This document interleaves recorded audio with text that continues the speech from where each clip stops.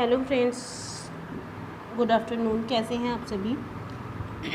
तो फ्रेंड्स, हमने जो राज्य व्यवस्था, संविधान व राज्य व्यवस्था जो पहले जहाँ पर छोड़ा था, हम उसके बाद आज पढ़ रहे हैं। ठीक है, तो उम्मीद करती हूँ कि आपने पहले वाला जो है सब कुछ अच्छे से कंप्लीट कर लिया होगा। तो चैनल को सब्सक्राइब, शेयर और लाइक कर दीजिए। वीडियो स्टार्ट करने से देखिए, आप सब्सक्राइब नहीं कर रहे हैं, चैनल देख रहे हैं लेकिन सब्सक्राइब नहीं कर रहे हैं, तो आप सब्सक्राइब कीजिए, शेयर कीजिए और अच्छा लगे तो लाइक कीजिए। लाइक के लिए हम आपसे नहीं कहेंगे क्योंकि ये तो आपके ऊपर बात है। अच्छा लगे तो लाइक कीजिए, अन्यथा कोई बात नहीं। ठीक है, तो चैप्टर स्टार्ट करते हैं। Indian union of states. ठीक है, तो इंडियन यूनियन ऑफ स्टेट्स हमें देखना है। अनुच्छेद 1, हमने कुछ अनुच्छेद कल पढ़े थे, तो वही चीज़ें हम आज डिटेल में पढ़ने वाले हैं। अनुच्छेद 1 के अनुसार भारत यूनियन ऑफ स्टेट होगा, मतलब जो भारत है वो क्या होगा, राज्यों का एक संघ होगा। जो अनुच्छेद 1 में ये कहा गया है, संविधान के अनुच्छेद 1 में ये कहा गया है कि जो भारत होगा वो राज्यों का एक संघ होगा, यानी कि बहुत सारे राज्यों को मिला के एक संघ होगा। भारतीय संविधान निर्माताओं ने फेडरल के स्थान पर यूनियन शब्द का प्रयोग किया। ठीक है, जो हमारे संविधान के निर्माता थे उन्होंने फेडरल जो है ये शब्द ना उपयोग करते हुए यूनियन शब्द का उपयोग किया, क्योंकि यूनियन में जो है पूरा एक संघ, एक पूरा संगठन टाइप का हमें एकता जैसी देखने के लिए मिलती है।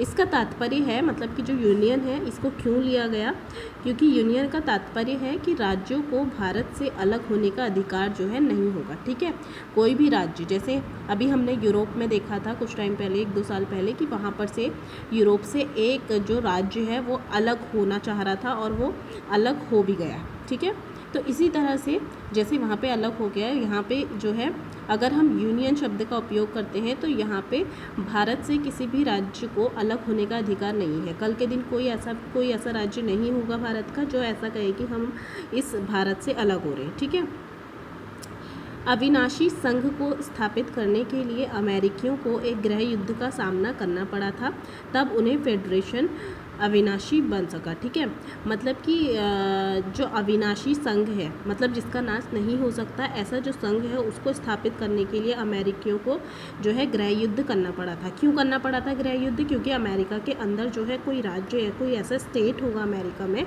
जो क्या चाह रहा होगा, अपने को अमेरिका से अलग करना चाह रहा होगा। तो इस वजह से जो है आंतरिक कलेश हुआ और वहाँ पे अमेरिकियों को गृह युद्ध का सामना करना पड़ा, तब उन्हें फेडरेशन जो है अविनाशी बन सका।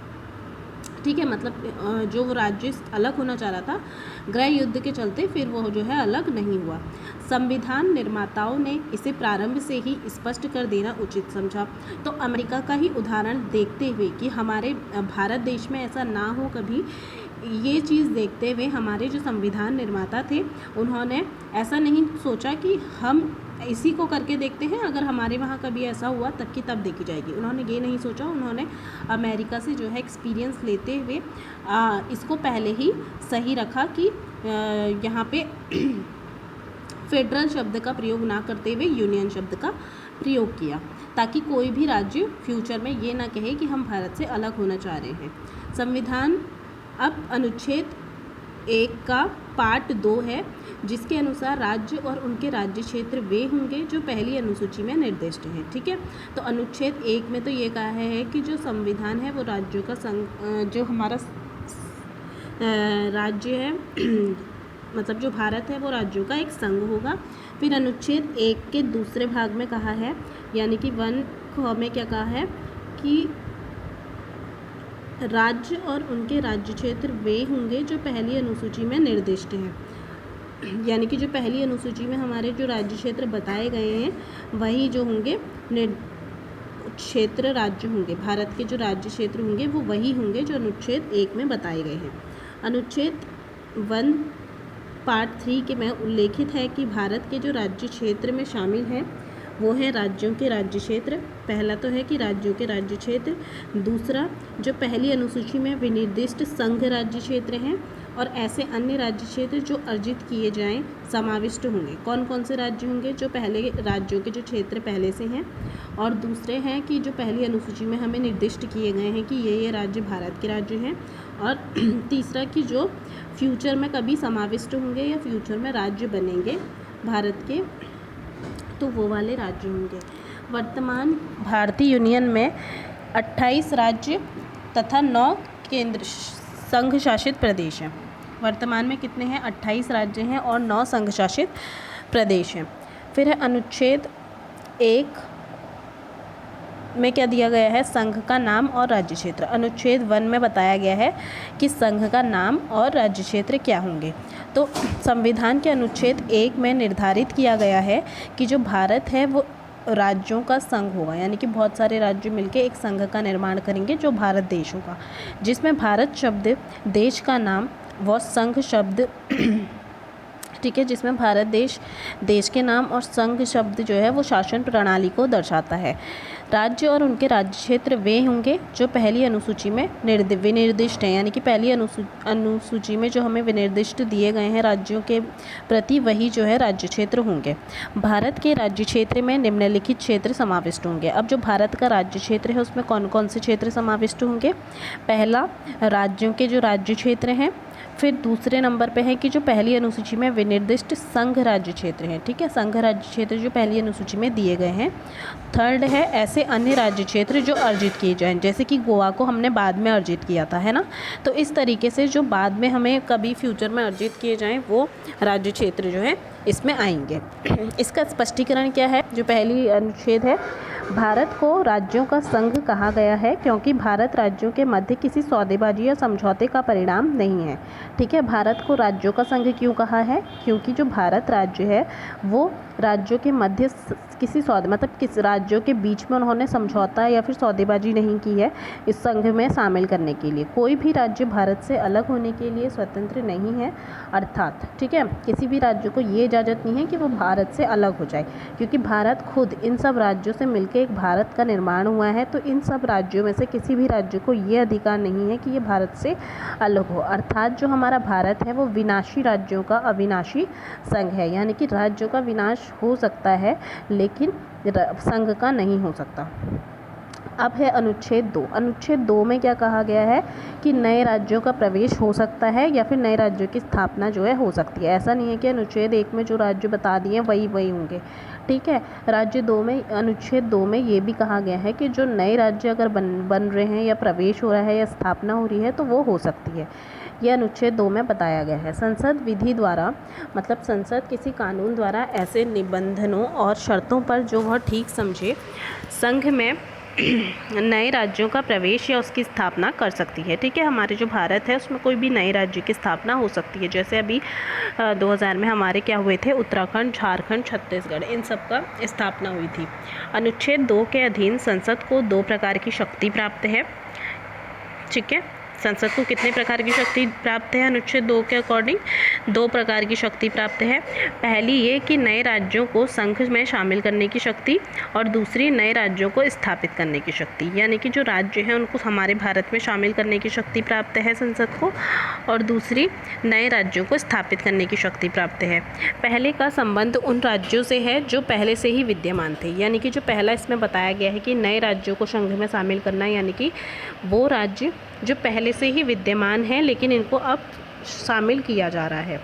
और दूसरा उन राज्यों से संबंधित है जो पहले से स्थापित हैं परंतु भारत संघ में शामिल नहीं है, उनको भी जो है स्थापित तो हैं लेकिन संघ में शामिल नहीं है, तो उनको भारत संघ में स्थापित किया जा रहा है।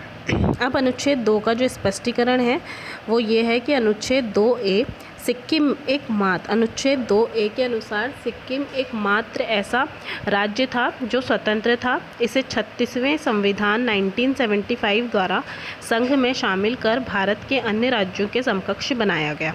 ठीक है, जो सिक्किम है हमारा वो एकमात्र ऐसा राज्य था जो कि स्वतंत्र था, भारत से अलग था और स्वतंत्र था, ये भारत में शामिल नहीं था। फिर 36वें संविधान 5 द्वारा इसको संघ में शामिल किया गया और भारत के अन्य राज्यों के जैसा ही इसे बनाया गया। किसको? सिक्किम को। तो किसके तहत हुआ था ये? 36वें संविधान संशोधन के तहत। सिक्किम को जो है किस उसके तहत शामिल किया गया था? 36वें संविधान संशोधन 1975 के अंतर्गत भारत राज्य में शामिल किया गया था। फिर है अनुच्छेद 3। अनुच्छेद 3 के अनुसार जो नए राज्यों का निर्माण और वर्तमान राज्यों के क्षेत्र सीमाओं या नामों में परिवर्तन किया जा सकता है। अनुच्छेद 3 ये कहता है कि जो भारत में नए राज्यों का हम निर्माण कर सकते हैं और वर्तमान में जो राज्य हैं उनका जो है नाम में परिवर्तन भी कर सकते हैं। जैसे किसी राज्य में से उसके क्षेत्र को अलग कर दो, मतलब कि जैसे कि उत्तर प्रदेश से उत्तराखंड को अलग कर दिया, या 2 से अधिक राज्यों को या राज्यों के भागों को मिलाकर या किसी राज्य क्षेत्र को किसी राज्य के भाग से मिलाकर नए राज्य का निर्माण कर सकती है। जैसे हमारा उत्तर प्रदेश से उत्तराखंड अलग हुआ, उत्तर प्रदेश और उत्तराखंड अलग अलग 2 राज्य बन गए। ऐसी आंध्र प्रदेश से तेलंगाना अलग हुआ तो इस तरह से, या फिर 2 राज्यों को मिक्स करके एक ही राज्य भी बना सकते हैं अगर छोटे छोटे हैं तो। किसी राज्य के क्षेत्र को बढ़ा सकती है, ठीक है। कोई अगर ऐसा राज्य है जो उसका एरिया जो है बढ़ सकता है तो उस राज्य के क्षेत्र को बढ़ा सकती है। किसी राज्य के क्षेत्र को घटा भी सकता है। ये सब चीज़ें अनुच्छेद 3 में के अंतर्गत होती हैं। किसी राज्य के नाम में परिवर्तन भी कर सकते हैं, ठीक है, अगर नाम में परिवर्तन करना है तो इस तरह से इतनी चीज़ें अनुच्छेद 3 में दी गई हैं। अब अनुच्छेद 4 में हमें क्या मिला है? तो अनुच्छेद 4 के अनुसार नए राज्यों का प्रवेश या गठन, ठीक है। अनुच्छेद 4 के अनुसार भारत में नए राज्यों का प्रवेश किया जा सकता है या फिर गठन किया जा सकता है। तो अनुच्छेद 2 में भी इसी टाइप का कुछ बताया गया है। नए राज्यों का निर्माण, सीमाओं, क्षेत्रों और नामों में परिवर्तन। अगर हम नए राज्यों का निर्माण कर रहे हैं या फिर राज्यों की सीमाओं में परिवर्तन कर रहे हैं या फिर उनके नामों में परिवर्तन कर रहे हैं तो ये किस अनुच्छेद के तहत है? अनुच्छेद 3 में। तो संविधान के अनुच्छेद 368 के अंतर्गत अगर हम ऐसा कुछ कर रहे हैं अनुच्छेद 3 के अनुसार तो संविधान के अनुच्छेद 368 के अंतर्गत संविधान संशोधन नहीं माना जाएगा, ठीक है। अगर हम ये सब चीज़ें कर रहे हैं जो कि अनुच्छेद 3 में नहीं दी गई हैं तो इसको जो है संविधान के अनुच्छेद 368 के अंतर्गत संविधान संशोधन नहीं माना जाएगा। इसका स्पष्टीकरण यह है कि संबंधित कोई विधेयक राष्ट्रपति की पूर्व स्वीकृति से ही संसद में प्रस्तुत होगा। यदि विधेयक में शामिल प्रस्ताव किसी भी राज्य, क्षेत्र, उसकी सीमाओं या उसके नामों को प्रभावित करता है, ठीक है। यदि विधेयक में शामिल प्रस्ताव, जो विधेयक में प्रस्ताव शामिल किया गया है वो किसी भी राज्य के क्षेत्र को या उसकी सीमाओं को, उसके नाम को अगर प्रभावित करता है तो जो विधेयक है वो राष्ट्रपति द्वारा संबंधित राज्य विधान को भेजा जाएगा। फिर नेक्स्ट है कि राष्ट्रपति राज्य विधानमंडल का मत जानने के लिए, जो राष्ट्रपति है वो उस राज्य के विधानमंडल का मत जानने के लिए बाध्य नहीं है।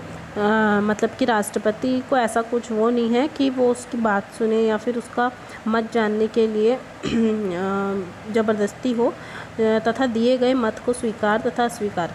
तो ये जो राष्ट्रपति है इसके ऊपर कोई भी दबाव नहीं होता है, ये किसी भी चीज़ के लिए बाध्य नहीं होता है। ये दिए गए मत को स्वीकार भी कर सकता है और अस्वीकार भी कर सकता है। तो यह है राष्ट्रपति की पावर। संसद अपने अनुसार भारत के राजनीतिक मानचित्र का पुनर्निर्धारण कर सकती है। जो संसद है वो अपने अकॉर्डिंग जो है, जो हमारा भारत का राजनीतिक मानचित्र है या भारत का जो नक्शा है उसका पुनर्निर्धारण कर सकती है कि अगर वो जो चेंजेस करेगी तो वो सारे चेंजेस जो है हमारे मानचित्र पर भी होंगे। तो उसके अनुसार जो है ये मानचित्र पर पुनर्निर्धारण कर सकती है। इसी कारण भारत को विनाशी राज्यों का अविनाशी संघ कहा गया है। मतलब राज्यों में चेंजेस हो सकते हैं लेकिन कोई भी राज्य जो है भारत से या संघ से अलग नहीं हो सकता। अब है नेक्स्ट हमारा देसी रियासतों का एकीकरण, integration of the Indian states, यानी कि देसी रियासतों का एकीकरण। जो देसी रियासतें उस टाइम पे जो राजा महाराजाएं जहाँ पर जिनका शासन चल रहा था राजा महाराजाओं का, तो उनको देसी रियासतें कहा जाता था। तो इन देसी रियासतों का भी क्या किया गया? एकीकरण किया गया। स्वतंत्रता प्राप्ति से पूर्व भारतीय राज्य क्षेत्र 2 वर्गों में विभक्त था। जब हमें स्वतंत्रता नहीं प्राप्त थी 1947 से पहले, उस टाइम भारतीय राज्य क्षेत्र जो था ये 2 वर्गों में विभक्त था। पहला तो था ब्रिटिश भारत जहाँ पे ब्रिटिशर्स जो है शासन करते थे। दूसरा था देसी रियासतें जहाँ पे राजा महाराजा शासन करते थे, ठीक है। तो ये 2 क्षेत्र थे। ब्रिटिश भारत में 9 प्रांत, जहाँ पे ब्रिटिशर्स शासन करते थे वहाँ पे 9 प्रांत, और 552 देसी रियासतें थी। ठीक है, प्रांत कितने थे? 9 थे जहाँ पे अंग्रेज शासन कर रहे थे, और जो देसी रियासतें थी वो 552 थी जहाँ राजा महाराजा शासन कर रहे थे, जिसमें 549 भारत में आसानी से शामिल हो गई थी। ठीक है, अब 552 में से जो 552 देसी रियासतें थीं उसमें से 549 तो आसानी से शामिल हो गई थी भारत में, लेकिन शेष 3 रियासतें, जैसे कि कौन कौन सी 3 रियासतें थी, वो एक थी जूनागढ़ रियासत, एक हैदराबाद और एक जम्मू कश्मीर। तो ये जो 3 रियासतें थी, जूनागढ़, हैदराबाद, जम्मू कश्मीर, ये 3 रियासतों को भारत में विलय कराने में कठिनाइयों का सामना करना पड़ा। ठीक है, तो 552 में से 549 तो आसानी से जो है स्वतंत्रता के टाइम भारत में शामिल हो गई थी, लेकिन ये 3 रियासतें जो थी, जूनागढ़, हैदराबाद और जम्मू कश्मीर, इनको विलय कराने में थोड़ी हमें कठिनाइयों का सामना करना पड़ा। विभाजन के बाद भारत व पाकिस्तान नामक 2 स्वतंत्र, अब क्या हुआ, जब विभाजन हुआ 1947 में भारत आज़ाद हुआ, तो उससे पहले हमारा क्या हुआ, विभाजन हुआ भारत और पाकिस्तान का। देसी रियासतों को 3 विकल्प दिए गए। जो देसी रियासतें थी उनको 3 विकल्प ये दिए गए कि या तो वो भारत में सम्मिलित हों, या फिर वो पाकिस्तान में हों, या फिर तीसरा कि वो स्वतंत्र रहें। देसी रियासतों को ये छूट थी कि या तो वो पाकिस्तान चले जाएँ या भारत, या फिर वो स्वतंत्र अपना एक अलग बसा लें। जूनागढ़, हैदराबाद और जम्मू कश्मीर को क्रमशः 3 जनमत संग्रह, पुलिस कार्रवाई, ऑपरेशन पोलो एवं विलय पत्र पर हस्ताक्षर करके बाद में मिलाया गया। तो जो जूनागढ़, हैदराबाद और जम्मू कश्मीर था, इनको जो है जनमत संग्रह किए, पुलिस कार्रवाई की गई, ऑपरेशन पोलो किया गया, ठीक है, और विलय पत्र पर हस्ताक्षर करने के बाद ही इन्हें भारत पर मिलाया गया। हमेशा जब भी हम किसी को मिलाते हैं तो विलय पत्र पर हस्ताक्षर किए जाते हैं। इसके अलावा अब हम देखते हैं भारतीय संविधान और यूनियन शब्द। अब हम भारतीय संविधान और यूनियन शब्द देखें, इसका मतलब जानते हैं कि संविधान निर्माताओं ने कुछ विशेष कारणों से यूनियन शब्द का प्रयोग किया। क्या कारण था वो? इस संदर्भ में डॉक्टर अंबेडकर जी के इस वक्तव्य पर ध्यान देने योग्य है कि डॉक्टर अंबेडकर जी ने क्या कहा, यूनियन शब्द का प्रयोग क्यों किया गया। तो जो उन्होंने संविधान सभा में संविधान के प्रारूप को प्रस्तुत करते हुए कहा था, जब उन्होंने भीमराव अंबेडकर जी ने जब संविधान में प्रारूप प्रस्तुत किया था, तो उन्होंने कहा था कि जो प्रारूप समिति ने फेडरेशन के स्थान पर यूनियन शब्द का प्रयोग किया है। यद्यपि नाम का कोई विशेष महत्व नहीं है, फिर भी समिति ने वर्ष 1867 के ब्रिटिश उत्तरी अमेरिका अधिनियम की प्रस्तावना की भाषा को आधार बनाया। कब? 1867 के ब्रिटिश अमेरिकी अधिनियम की प्रस्तावना की जो भाषा थी उसको आधार बनाया, और समिति का यह विचार है कि भारत को यूनियन कहना अधिक उपयुक्त होगा। ठीक है, तो क्या कहा गया कि इसको जो है यूनियन कहना ज़्यादा उचित होगा। यद्यपि भारत के संविधान का स्वरूप संघीय हो सकता है, जो संविधान है उसका स्वरूप संघीय हो सकता है। विचारणीय है कि उत्तरी अमेरिका अधिनियम की प्रस्तावना में डोमिनियन शब्द का प्रयोग हुआ है। जैसे हमारे पास यूनियन शब्द का प्रयोग हुआ है, उसी तरह से जो उत्तरी अमेरिका के अधिनियम है वहाँ पे जो है डोमिनियन शब्द का प्रयोग हुआ है। इसमें संघ या यूनियन शब्द प्रयुक्त नहीं हुआ है। हालांकि दक्षिण अफ्रीका के यूनियन अधिनियम में यूनियन शब्द प्रयुक्त हुआ है।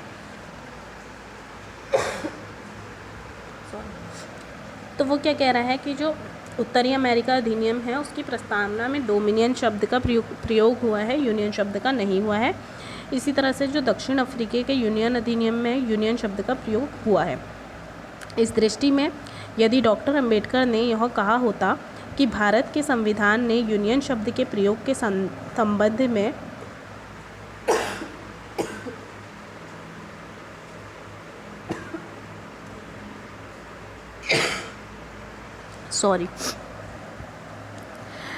तो डॉक्टर अंबेडकर जी ने यह कहा होता कि भारत के संविधान ने यूनियन शब्द के प्रयोग के संबंध में वर्ष 1909 के दक्षिण अफ्रीका यूनियन अधिनियम को भाषा का आधार बनाया है, तो यह सत्य के निकट होता। क्योंकि हालांकि उन्होंने यूनियन शब्द का प्रयोग किया लेकिन ये तथ्य नहीं दिया था, लेकिन वो कह रहे हैं कि अगर डॉक्टर अंबेडकर जी कहते कि उन्होंने आधार जो यूनियन शब्द लिया है उसका आधार दक्षिण अफ्रीका यूनियन अधिनियम की भाषा को आधार बनाकर लिया है, तो इसमें कोई भी जो है असत्यता नहीं होती, बिल्कुल सत्यता होती। यद्यपि गौरतलब तथ्य यह है कि दक्षिण अफ्रीका के यूनियन को संघ की संज्ञा दी जाती है। ठीक है, गौरतलब तथ्य क्या है कि जो दक्षिण अफ्रीका का यूनियन है उसको भी संघ की संज्ञा दी जाती है, संघ उसको कहा जाता है। डॉक्टर अंबेडकर के अनुसार राज्यों के यूनियन शब्दों के प्रयोग के दो अर्थ हैं। ठीक है, डॉक्टर अंबेडकर जी के अनुसार क्या है, राज्यों के यूनियन शब्द के कितने अर्थ निकलते हैं, दो अर्थ निकलते हैं। पहला है कि भारत संघ एकल राज्यों के पारस्परिक समझौते का प्रतिफल नहीं है।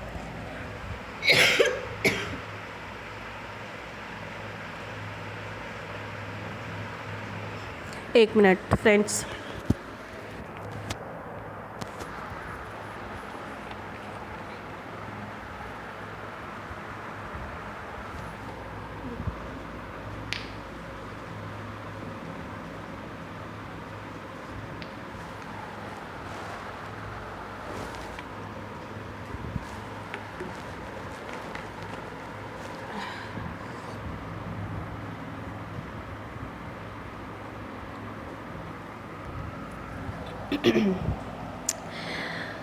सॉरी, थोड़ी खांसी हो गई थी।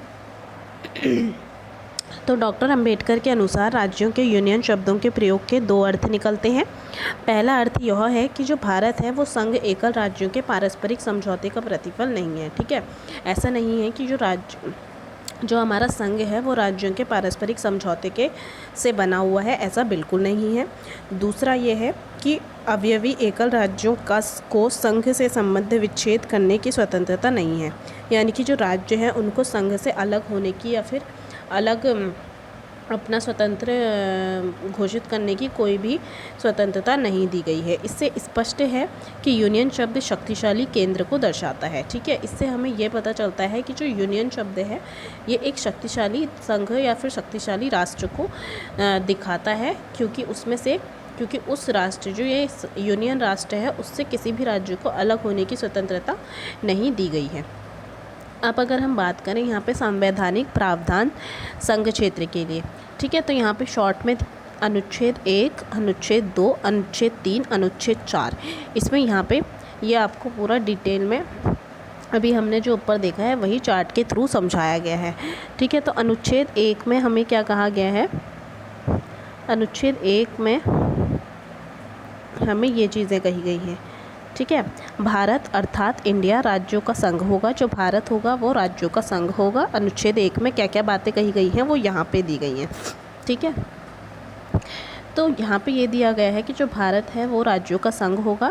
राज्यों के संघ से आशय क्या है, भारत संघ राज्यों के समझौते का परिणाम नहीं है। ठीक है, जो भारत है वो राज्यों के समझौते का परिणाम नहीं है, इसका आशय यह है, मतलब कि कोई भी समझौता बिना समझौते के जो है ये सब चीज़ें की गई हैं, खुद से जो है राज्य यहाँ पे विलय हुए थे उस टाइम स्वतंत्रता के टाइम पे।